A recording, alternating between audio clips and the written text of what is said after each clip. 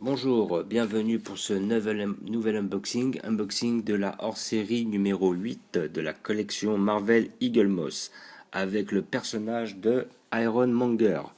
Iron Monger qui était à l'origine l'associé de Tony Stark dans le premier épisode qui souhaite se faire sa propre armure d'Iron Man avec les restes de la première armure d'Iron Man. Voilà, tout simplement, sauf qu'il l'a fait beaucoup plus grosse et à sa manière avec les ingénieurs de son équipe. Personnage que j'attendais beaucoup, hein, parce que justement, j'avais bien aimé le personnage dans le film. Il était franchement pas mal, bien fait. Peut-être pas au niveau détail aussi poussé que les armures d'Iron Man, mais c'était quand même un personnage intéressant et un très bon ennemi de fin de film.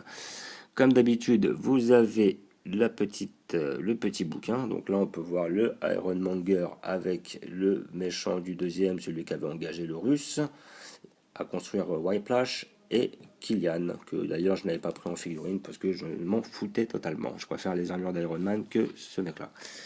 Et à côté de ça, comme d'habitude, le petit bouquin va vous expliquer quoi. Ouais, vous parle un peu d'Iron Man, un petit peu de certains épisodes comics qu'il a réalisés. Voilà. Là, il parle, ouais, pas grand-chose, quoi. Ouais, bah ouais. Il parle du film Iron Man 1. Pas besoin de polémiquer là-dessus. Donc, nous allons ouvrir pour voir ce que ça donne.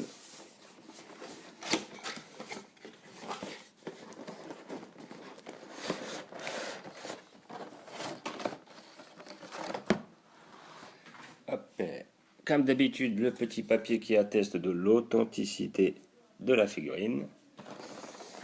Voyons voir ce que ça donne.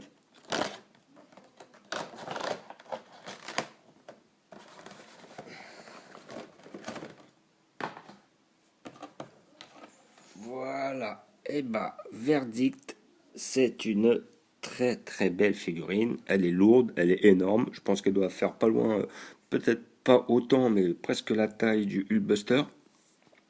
Et elle est assez détaillée. Elle est belle, pas beaucoup de jeux de peinture, mais elle est quand même bien réalisée. Un petit peu l'usure sur l'armure, ce qui est bien fait. Après, la mitrailleuse au niveau du poing, là on voit un petit peu les systèmes hydrauliques et tout. Comment dire, vraiment il y a un souci du détail, elle est hyper bien modélisée, hein. Ouais, les mecs ils travaillent bien, hein, rien à dire là-dessus, hein. Très belle armure, on voit bien les morceaux de tôle qui fait penser vraiment à la Iron Man Mark 1 qui était aussi vachement travaillé. Là on a même le petit lance-roquette là, avec les plusieurs roquettes qui peuvent partir en même temps. Et voilà quoi. Bah, sinon, c'est une réussite, hein. Sérieux, elle est super belle dans ma collection. Elle passera toute seule.